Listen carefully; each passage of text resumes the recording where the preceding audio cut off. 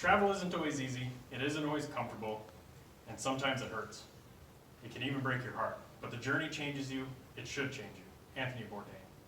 So today I will be talking to you about the 3 places on my bucket list that I would like to visit, in case any of you wanted to give me a late 30th birthday present. Today we'll be covering Tahiti, Rio de Janeiro, and Sydney, Australia. So the first place we're going to go, or where I would like to go, is southwest, 5,309 miles all the way to Tahiti. The first thing that I want to do there is go check out my bungalow and just check out and look through the floor and be able to see the South Pacific Ocean in that color that is really hard to replicate.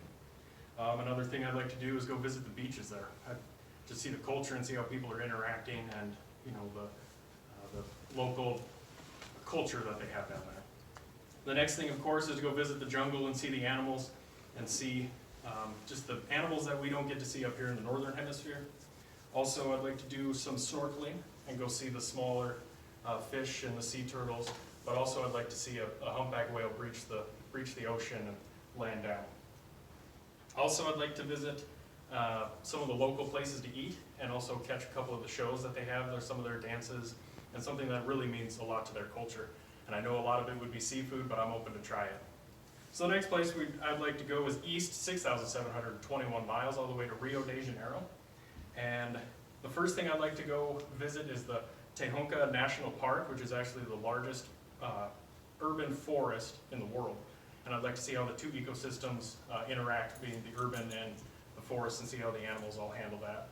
And of course the beaches, which is a common theme with my places that I'd like to visit.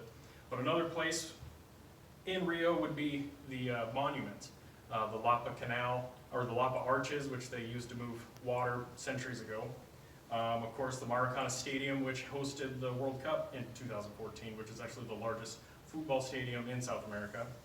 But of course, the Sugarloaf Mountains, which rises 400 meters straight out of the Atlantic Ocean, which is actually pictured here with Christ the Redeemer, which would be a very spiritual experience, I feel, and see what it means to the Brazilian people.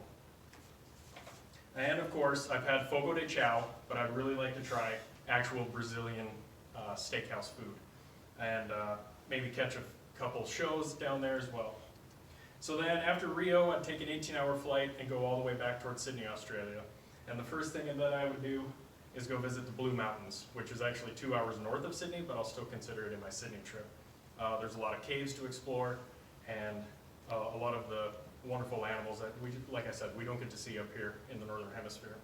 The Royal Botanical Gardens, which actually has a beautiful backdrop of the Sydney Opera House, and I've heard that it is overwhelming, the smells and all of the colors and the plants that you get to see there. So of course, I would have to visit the Opera House and walk along the Sydney Harbor, and actually the Harbor Bridge would actually be beautiful to walk through and see.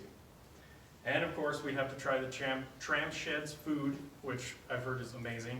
Also, I think I'd like to try kangaroo, which I've heard is a pretty good lean meat. So today we've covered my 3 bucket list places and why I would want to visit them.